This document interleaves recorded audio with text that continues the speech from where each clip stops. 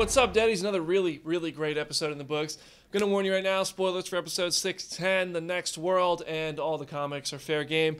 You've been warned, that's it, that's all you got, get out, you're still here.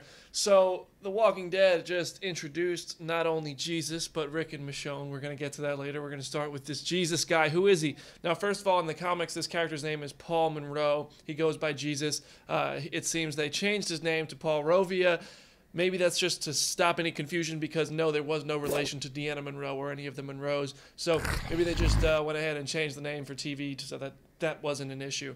But who is this guy? Is he a good guy? I'll tell you. You want to know? Yes, he's a good guy. He's Jesus, for crying out loud. They don't call him that for no reason. This guy is like a freaking ninja. Did you see him take down Daryl and Rick? Those are two of the biggest forces to be reckoned with at the Alexandria safe zone. He took them down pretty easily. If they didn't have guns, they were getting beat. So who is he? What's he like?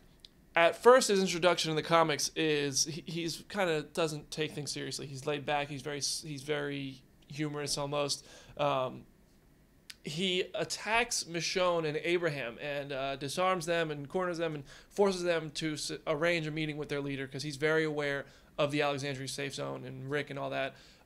So that happens.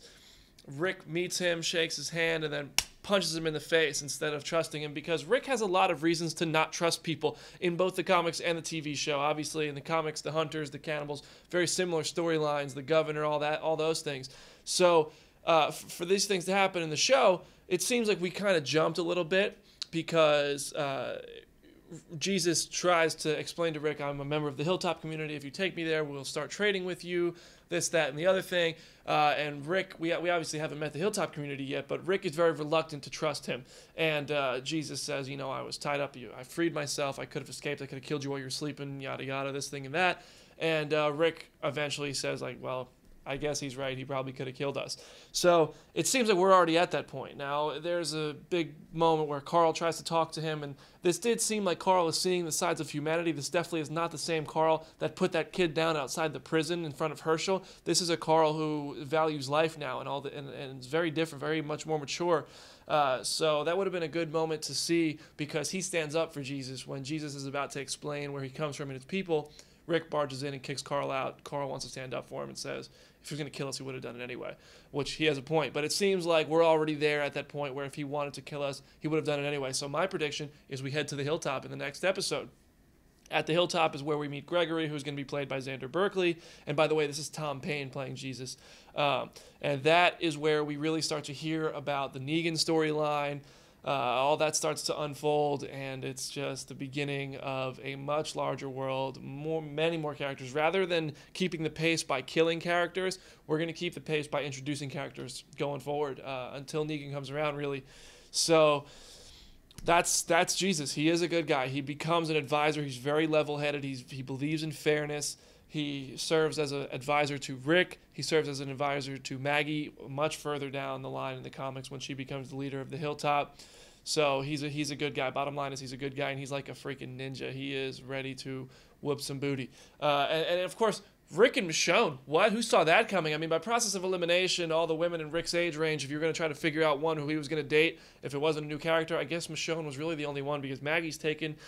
Tara and Denise aren't into dudes. Rosita and Sasha both seem to be into Abraham, and my guess is that that's not going to work out for Sasha, so she might end up taking Michonne's role from the comics and dating Ezekiel down the line, if they even have somebody date Ezekiel or introduce Ezekiel at all. But what does this mean that since they're not following the comics, because we knew they wouldn't do that, because Rick, of course, is married to Andrea in the comics, and she's very much Carl's new mom, but she has been long dead on the TV show. So going forward, there's really not going to be that big of a difference aside from the name, because in the comics, Andrea is his go-to gal for dangerous situations, possible violent situations. She's really good with a gun rather than a sword. But, I mean, Michonne has been that for a while already. She's been the go-to gal for Rick. Obviously, he still has Daryl in the show, and he didn't have Daryl in the comics. But it just seems like there won't be that big of a difference between the comics and the show, seeing as Michonne is already a badass and there's that opportunity for their relationship to grow. Alexandria is now a force to be reckoned with. You got Michonne, Daryl, Rick, Carol, Abraham, Rosita, some very, very able people. Now you got Gabriel picking up machetes and stuff. Carl got one eye, but he'll still gun you down if he has to.